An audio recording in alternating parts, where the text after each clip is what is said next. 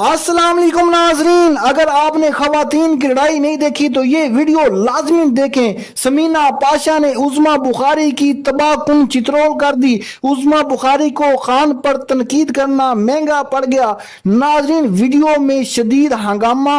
आइए पहले ये वीडियो देखते हैं, फिर इस पर बात करेंगे। चैनल को लाजमी सब्सक्राइब कर लें और बेल आइकन को भी प्रेस कर लें। शुक्रिया। भाई मैं जो भी हूँ मेरी बला से मुझे जाने दे। आई कांट मैं नहीं कर सकती ऐसे बात। ये कोई तरीका है कि बाकायदा साफी के रूप में आप मुझसे सियासी सवाल पूछे चले जा रही हैं?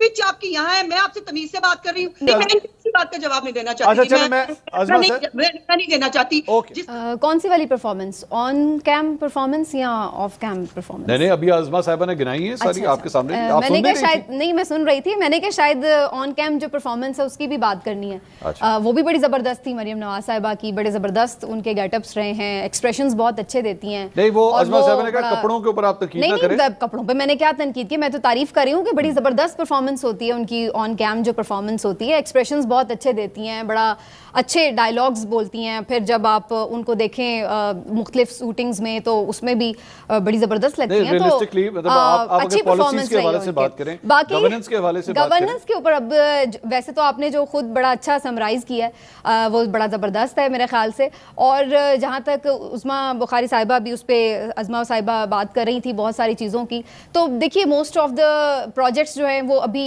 अनाउंसमेंट्स हैं, तो मेरा ख्याल इट्स टू अर्ली कि हम उनके ऊपर कुछ जज करें कि वो कैसे है, जब तक कि अभी जाहिर है वो ऑन ग्राउंड हमें नजर नहीं आते। और 100 डेज में फील्ड हॉस्पिटल्स तो लॉन्च 100 डेज में उस तरह से देखिए अगेन वही बात आ जाती है। ये अभी बहुत ऐसे प्रोजेक्ट्स हैं कि जो बहुत कम लोगों को सहूलत देने के काबिल हैं और उनको हम बहुत वाइडर पर्सपेक्टिव में नहीं देख सकते एज कम्पेयर टू द मसाइल। जो मसाइल हैं, जो लोगों के प्रॉब्लम्स हैं, उसके साथ आप उसको कंपेयर करें। हॉस्पिटल तो नहीं खड़ा हो सकता। मैं यही बात कह रही हूँ, मैंने पहले यही बात की है कि 100 डेज में आप बहुत सारे प्रोजेक्ट्स को हम नहीं चेक कर सकते कि जी वो बन गए हैं। और ना ये मेरा ख्याल है अगर हम ये एक्सपेक्ट करें तो हम भी शायद उसको इतना रियलिस्टिकली नहीं देख रहे।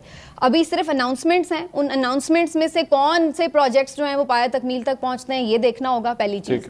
दूसरी चीज जो मेरे कंसर्न्स हैं बेसिकली 2-3 वो बड़े इंपॉर्टेंट हैं। मेरा तो ये कंसर्न है कि भाई आपका जो दौर आया है, सबसे पहले तो मुझे इस बात पे एतराज है कि आपका सीएम बनना भी जो है वो लेजिटिमेट है या नहीं है। तो मेरा तो सबसे बेसिक जो आप पे कंसर्न है वो ये है कि आपके पास जो मैंडेट है वो भी जाली है या असली है, क्योंकि ये क्वेश्चनेबल है और ये बहुत बड़ा क्वेश्चन है और ये आपका पीछा करेगा। चले यानी आप कह रही हैं कि सालगिरह मत बनाइए। हाँ जी, पहले तो मुझे इस बात पे ही एतराज है कि ये आप सीएम भी लेजिटिमेट तरीके से बने हैं या नहीं। ठीक है। दूसरी जो आपने बात की है कि जहां जहां पे भी एक विजनरी लीडर की जरूरत होती है, जहां पे आप खड़े होकर कोई विजन अपना बताते हैं और जहां पर आपका एक स्टैंड लेना होता है, तो वहां पे मुझे मरियम नवाज साहिबा तो कहीं नजर नहीं आई। जैसे आपने अभी खुद भी जिक्र किया, भावल नगर का वाकया था, किसानों का वाकया था, खारियां पुलिस वाला वाकया था, आपकी ऑपोजिशन की खवातीन हैं वो जेलों में बंद हैं। आज मुझे सिर्फ एक सवाल अगर आप करने की इजाजत दे दें, अज़मा साहिबा मुझे बता दें, आप क्या ये समझती हैं कि एक खातून एक वक्त में मियाँ वाली में भी हो सकती है, वो सरगोदा में भी हो सकती है, वो लाहौर के भी 4 मकामात पर हो सकती है,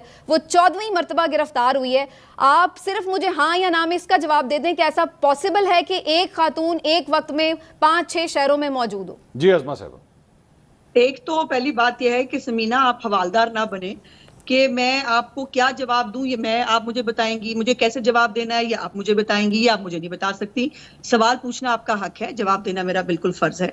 पहली तो बात यह है कि आपका प्रॉब्लम जो है वो स्पेसिफिक एक पार्टी, पॉलिटिकल पार्टी और पर्सनल ना होना। भाई आप लोग, एक तो मसला ये है ना, सवाल का जवाब देते हैं यार। आपके लिए लॉजिकली ये पॉसिबल है कि एक खातून कहीं पे भी हो, वो आप ही की पार्टी से ताल्लुक रखती है, पर्सनल हो जाते हैं आप लोग फौरन, जी आपकी पार्टी आपकी। भाई मैं जो भी हूँ, मेरी बला से मुझे जाने दें, आप मेरे सवाल का जवाब दें। चले अज़मा साहिबा का जवाब सुन लें। तो ये अगर आपको समीना लग रहा है कि आप पिच ऊपर करके और आप एक सियासी जो है वो सवालात मुझे पूछ के और आप आपकी मर्जी का जवाब देना चाहेंगे, तो वो तो मैं नहीं दूंगी। सर मैं मर्जी का जवाब क्या होता है? मैं आपसे बड़े इज्जत और एहतराम से हाथ बांध के पूछ लेती हूँ। अब आप मुझे बता दीजिए कि क्या एक खातून एक वक्त में 5 शहरों में हो सकती है? जी अज़मा साहिबा, गो अहेड प्लीज। नहीं, आई कांट। आप पहले इनको बोलने नहीं दीजिए, इनको अपना सारा के था। चले अब आपने नहीं बोलना जी समीना साहिबा, आपने बोल रही हूँ मैं तो सवाल आप अज़मा साहिबा की बारी। नहीं, ये इलेक्शन ट्रिब्यूनल भी है, ये जज भी है, इनको साफी तो ना कहो ना, फिर या तो फिर मुझे मेरे साथ कुछ मैं सहाफी भी नहीं हूँ, मैं बहुत गलत लड़की हूँ। अब आप मुझे बता दें, एक खातून एक वक्त में 5 जगहों पे हो सकती हैं? आई कांट, मैं नहीं कर सकती ऐसे बात। अच्छा नहीं समीना साहब आप इंटरप्ट ना करें, आप इंटरप्ट। ये कोई तरीका है कि बाकायदा साफी के रूप में आप मुझसे सियासी सवाल पूछे चले जा रही हैं? पिच आपकी यहाँ है, मैं आपसे तमीज से बात कर रही हूँ। मेरी पिच ज्यादा है। अच्छा चले अब हम मंसूर आप पूछ रहे हैं, मेरा नहीं पसंद आ रहा। मैंने कहा था इन औरतों को कि जाके लेके जाओ वहां पे झुंड जाओ और वहां जाके सेलिब्रेट करो। हमने सब कुछ तहस नहस कर दिया, मैंने कराया था ये। आपका प्रॉब्लम सिर्फ पीटीआई की औरतें हैं। मैंने कब कहा है कि आपने कहा है? मैंने तो सिर्फ कहा है एक ही जगह पे किया हो सकता है ना उन्होंने। अच्छा चले एक मैं वक्त में 5 जगहों पे तो नहीं किया हो एक मिनट आप दोनों, मेरी दोनों से रिक्वेस्ट है, मैं ना पॉइंट वाइज चलना चाह रहा हूं, जो पहले हमारी जिस तरह डिस्कशन हो रही थी। अज़मा साहिबा आप मेरे ख्याल में इसका जी क्या ये कोई तरीका नहीं है ना मंसूर?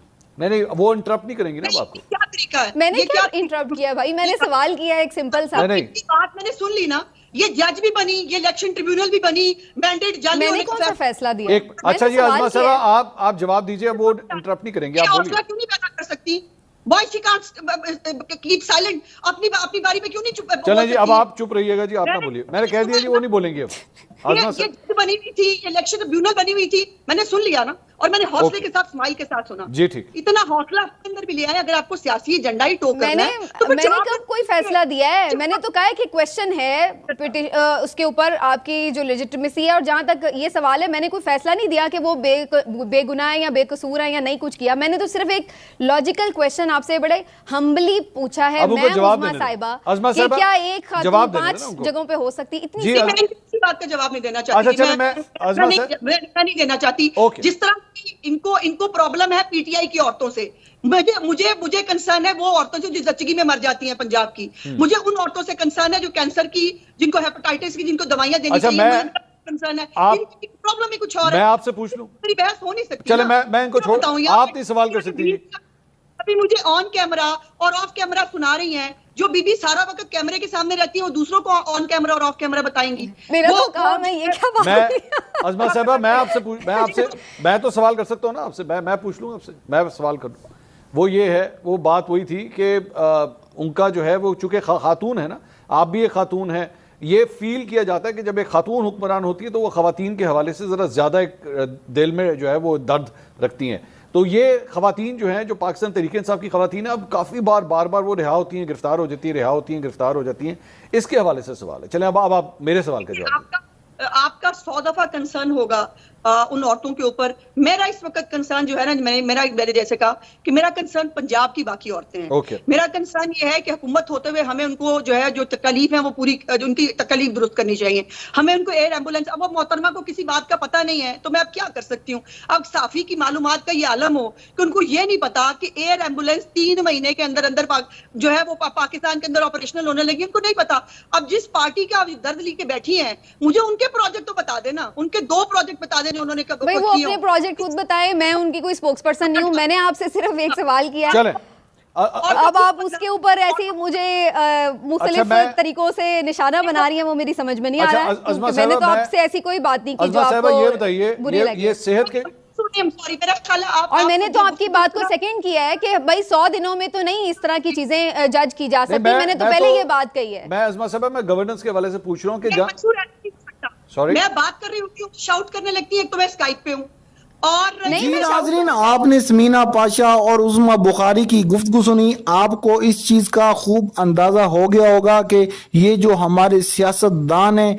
इनके अंदर कितनी अहलियत है और कितनी इनके अंदर बर्दाश्त है कि ये सवालों के जवाब दे सकते हैं कि नहीं।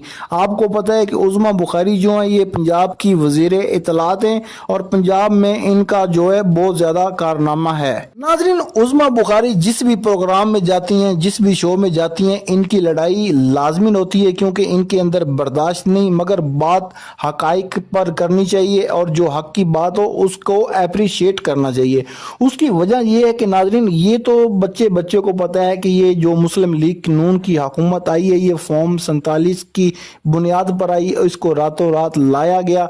नाज़रीन, आपको पता है कि नवाज शरीफ जब मुल्क में वापस आए थे तो वो वजीर आजम बनने के लिए आए थे, मगर आपको पता है कि जो पाकिस्तान की स्टेब्लिशमेंट गवर्नमेंट है, ये जो हुकूमतें बनाती है, उनको मंजूर नहीं था। उन्होंने नवाज शरीफ को वज़ीर आज़म नहीं बनाया, बल्कि उनके भाई शहबाज शरीफ को वज़ीर आज़म बना दिया गया।